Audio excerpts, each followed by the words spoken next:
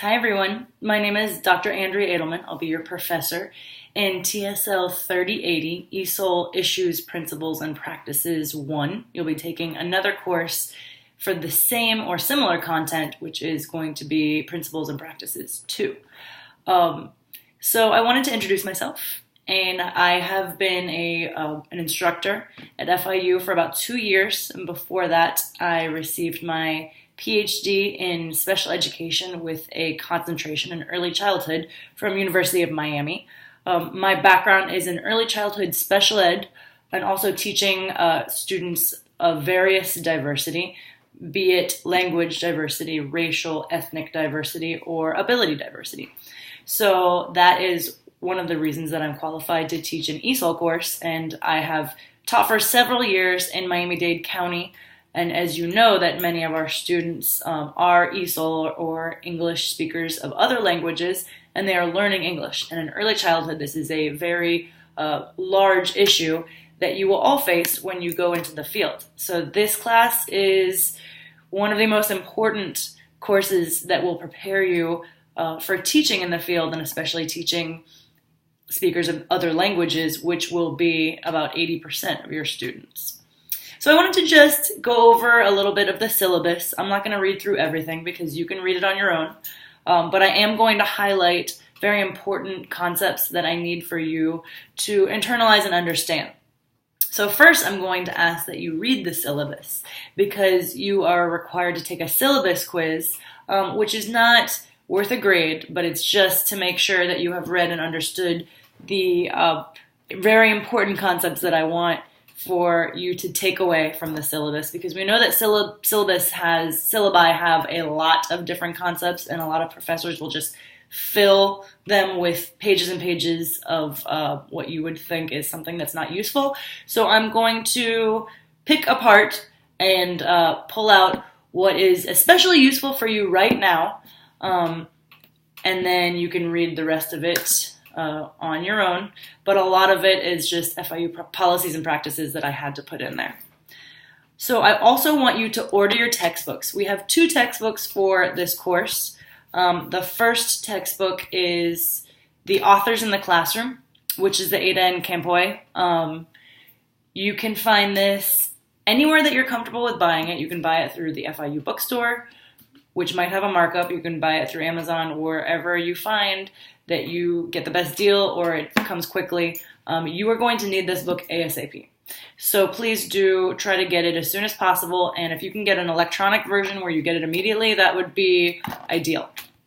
The second book is One Child, Two Languages by Tabors, and like I said, order it wherever you feel most comfortable. You don't need to get it from the FIU bookstore, but I would suggest trying to find it in an electronic copy. Okay, so once you have read the syllabus, ordered your textbooks, and taken the syllabus quiz, then you are ready to access the course. And I will get into the assignments, and I will give you weekly video explanations of every assignment just to be as clear as possible, because I know that sometimes the language that the assignments are written in is a little bit unclear, so I want to be sure to explain it fully in person, virtual person, and hopefully that you can get it either through my virtual explanation or through the written explanation. So after you've taken the syllabus quiz and you're able to access all of your course content, I'm going to need for you to start looking for an ESOL student in early childhood, so that would be kindergarten through 2nd grade. I will accept 3rd grade also, because 3rd grade is kind of on the cusp of early childhood. Early childhood ends at 8.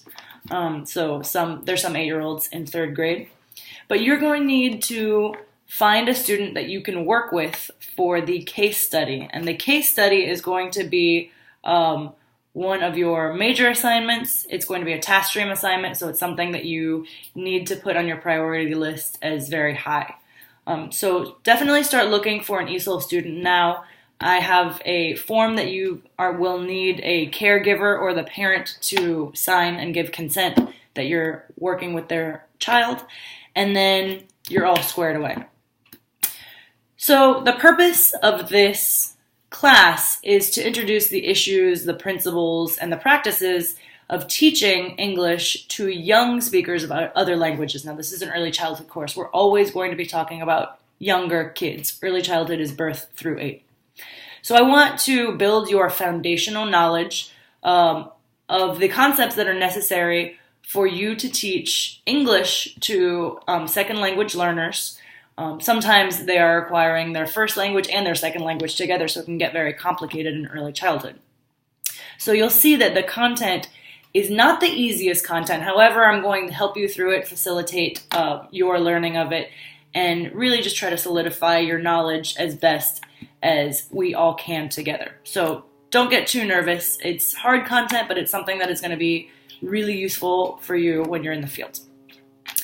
Okay, so let's talk about the assignments. You are going to have several major assignments, and then every week you're going to have weekly assignments. So the course is pretty work heavy because there are several state requirements for ESOL level courses, ESOL content courses.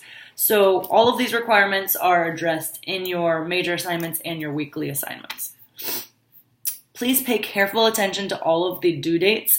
I don't accept late work unless you have a health concern, which you have documentation for. If you have any issues, please contact me before the due date so I can help you a lot more before the assignment is due, rather than telling me after the fact, which seems it's kind of an afterthought. So please do contact me with any of your questions or concerns. I'm very open to accommodating you prior to the due date. Now, after the due date, there's really not much that I can do. So do contact me beforehand. I've had issues with plagiarism in the past. I've caught several students who have either cheated off of each other, cheated off of external sources. I'm not that removed from being a student myself, so please do not cheat because I will catch you. It doesn't fare well for students that I catch cheating when I have proof of cheating. So please do not do it. Make sure that you read over the academic misconduct definitions and procedures. It's not worth the risk if you are under that much pressure. Contact me. I'll discuss it with you. We'll figure out ways that you can cope with the workload, that you can get it done. But do not turn to cheating. It's not going to be a benefit for you in the long run. And really, the result is not good when you get caught. So please do contact me if you feel like you have no other place to turn other than cheating, and I will help you to the best of my ability. So my primary source, my primary form of communication is Blackboard message. So I want you to be able to access Blackboard, because that's where this course is going to be running on, and make sure that you are able to check your messages, send messages. This is how I'm going to be sending out all of my very important information, and also I'll be sending out my video explanations via Blackboard message and announcements. So make sure that you can access both of these. So weekly, I'm going to ask you to complete discussions on the discussion forum in which you are responding to some of your classmates. And I want you to use a certain structure for responding to your classmates, and that's going to be the dialogue toolkit. So you'll find this in your syllabus, and the structure is appreciate, probe, snip, reflect back, connect, and extend. Now, this is how I want your responses to peers to be every time.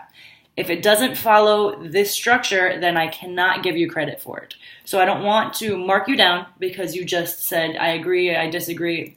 The structure is there to ensure that you have good meat in your responses. So you're not just agreeing and disagreeing and kind of building up with some fluff, because it's very easy to do, but that you do really follow a structure, that you are able to expand on what was said, you're able to critically analyze what your peers say and just add to it.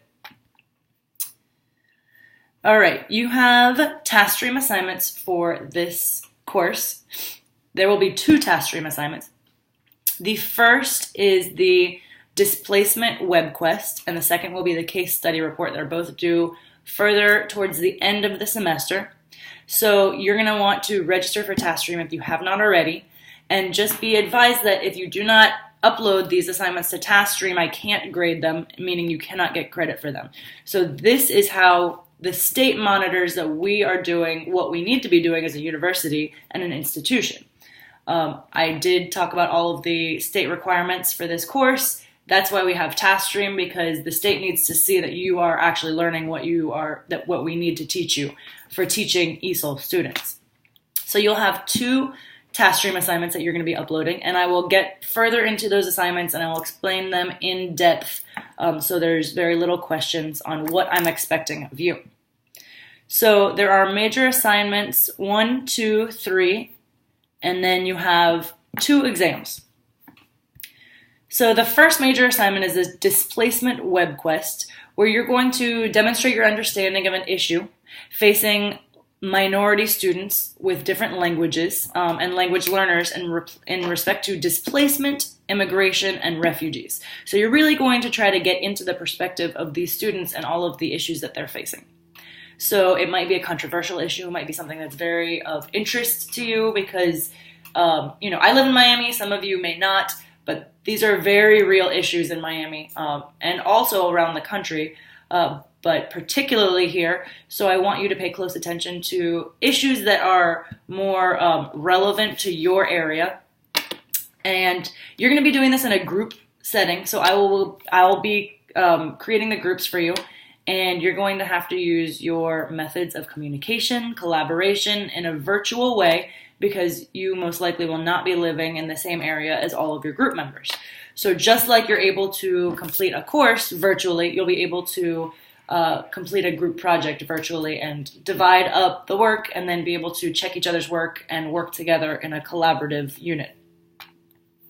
Like I said, I will get further into these assignments. I will break it down with all of the criteria that is needed. I will give you a rubric. You will know exactly what is expected of you for each assignment before the assignment's due date. So I'm not going to go into it right now because I want to keep these videos short and sweet, but I will give you a good amount of time with my explanation that you are able to work on your assignment. So major assignment 2, that is due on Sunday. I want you to start working on that this week. This is your TSL philosophy statement. So you're going to create a statement of how you would approach working with students who don't speak English, and make sure that you hold on to this statement because you're going to be asked to revise it and resubmit it in the next class, TSL 4081. So you're going to be able to compare and contrast how you have changed, how you have grown, how your content knowledge has grown, and between the 2 statements. So you can find a rubric for this in the course content. I will send one out, so just in case for those of you that have not been able to find it within Blackboard, I'll send it out for you. And make sure that you look over all of these expectations. Now there's about 13 points that I want you to hit in the philosophy statement. Make sure that you reflect on them and think deeply. I know that you don't have that much of a background in ESOL, which is fine. That's the point. I want to see where you stand in your understanding now, as opposed to where you're going to be when you start taking 4081. So this is going to be due August 28th by 11:59. So please do pay careful attention to your philosophy statement because it's due this week. Your major assignment number 3 is your case study action research project. And I have a whole breakdown of how this project will be graded and what is expected of you. It is a pretty intense project, but I guarantee you will learn a great deal. You will be able to take all of your foundational learning and put it into practice. And you'll really learn a good deal just from the case study, from working with a child, working with a family, and speaking with their teacher. So this is, I know you might be nervous about it because you're going to be having to go into the field, but I assure you this will be something that you're probably going to remember forever. Even when you're teaching, you're going to look back on this experience and think of how it was very beneficial for you. And then lastly, exams. You will have 2 exams. Before the exams, I will talk about them a little bit, and I won't be giving you a study guide. I will be asking that you create your own study guides. That is how you study. That's how you're going to internalize all of the information. And plus, your exam is, open note, open book. You have it all in front of you. So it will be timed to make sure that you're familiar with the content. We have an Adobe Connect meeting. That is next week, August 30th on Tuesday from 11 to 12. So look in the syllabus for all of the instructions of how to connect to Adobe Connect. Be advised that I will be logged on for 15 minutes unless nobody else has joined me in the meeting room, and then I will log off. Okay, just going back through. So you'll see in the syllabus at the end, there's going to be a course calendar with a weekly schedule. It'll tell you exactly what is due. All of the assignments are due Sunday by 11:59. So be sure that you have submitted it by then. And I'm not talking about midnight or 12:01 or 12:02, 11:59. That it needs to be submitted before the next day. It's a requirement that it's in by the end of the day on Sunday. So please make sure that you submit prior to that, because there's sometimes technology glitches or some kind of computer problems, and I won't be accepting late work. So be sure that you turn it in earlier than that. And if there's any issues or concerns, please do contact me. Like I've said, before due dates, make sure that you contact me before your assignments are due, because I can help you more before than I can after. So I'm looking forward to a great semester and meeting you all virtually.